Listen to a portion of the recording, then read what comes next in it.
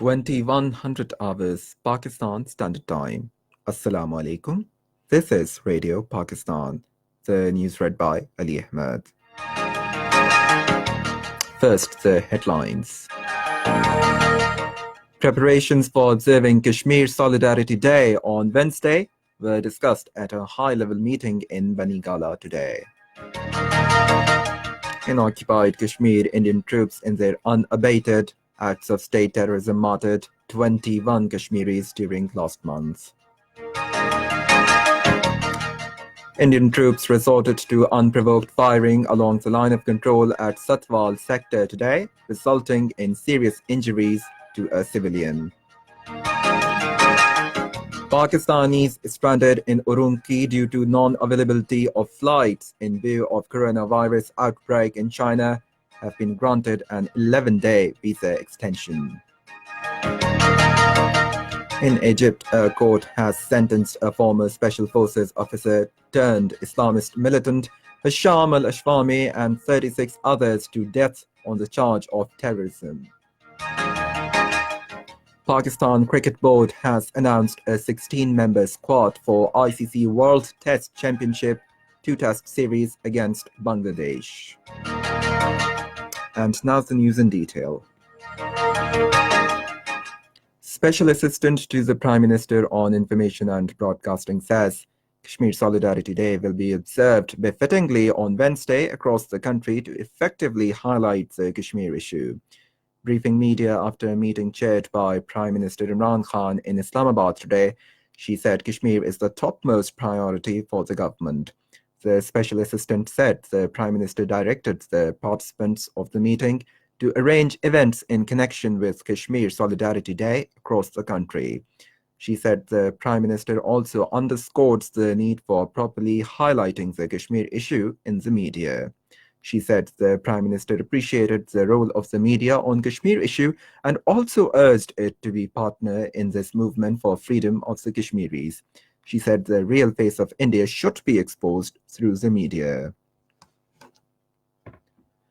In occupied Kashmir, Indian troops in their unabated acts of state terrorism martyred 21 Kashmiris in the last month of January. According to reports, 14 people were critically injured due to the firing of pellets, bullets, and tear gas shells by Indian police and paramilitary personnel on peaceful demonstrators in the occupied territory. As many as 104 civilians, mostly youth and Hurriyat activists, were arrested, and several of them were booked under Black Law's Public Safety Act. Meanwhile, the residents of the Kashmir Valley continued to suffer immensely due to military lockdown and broadband internet shutdown on 181st consecutive day today. Indian troops resorted to unprovoked fire along the line of control at Satwal sector today, deliberately targeting civilian population. Due to indiscriminate firing, a 45-year-old resident of village Madarpur sustained serious injuries.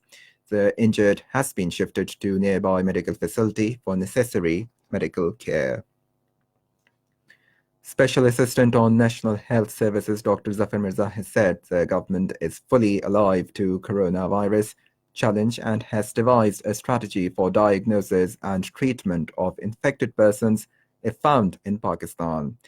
Addressing a news conference in Islamabad, he said all ministries and divisions are on board to tackle coronavirus patients found when and wherever in the country. Dr. Zafar Mirza said that no case of coronavirus has yet been confirmed in the country. However, an effective awareness campaign is being launched to sensitize people.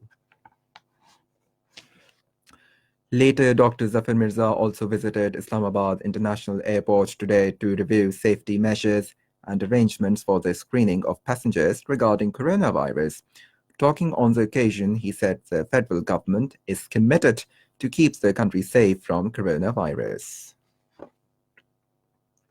Pakistani students and community members stranded in Urumqi due to non-availability of flights in view of the new coronavirus outbreak in China have been granted an 11-day visa extension by the Chinese authorities. All of them have been provided hotel accommodation, and food will be made available for them till the flights resume between Urumqi and Islamabad.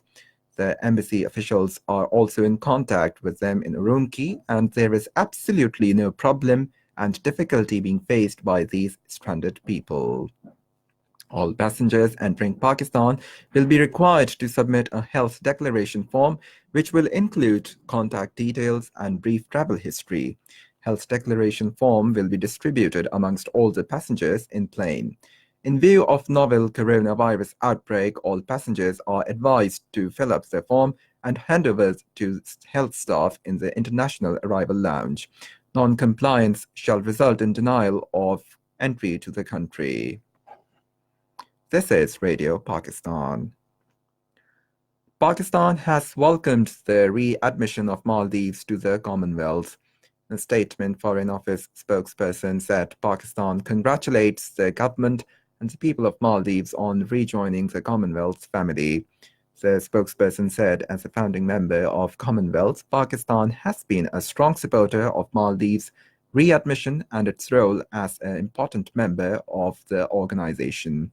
The spokesperson said Pakistan remains committed to working closely with Maldives in achieving the shared objectives of peace, development, and prosperity within the region and beyond. Italian ambassador to Pakistan Stefano Pontecavo called on Sindh's Governor Imran Ismail in Karachi today. They discussed bilateral trade and diplomatic relations, tourism promotion, and other important issues in the meeting.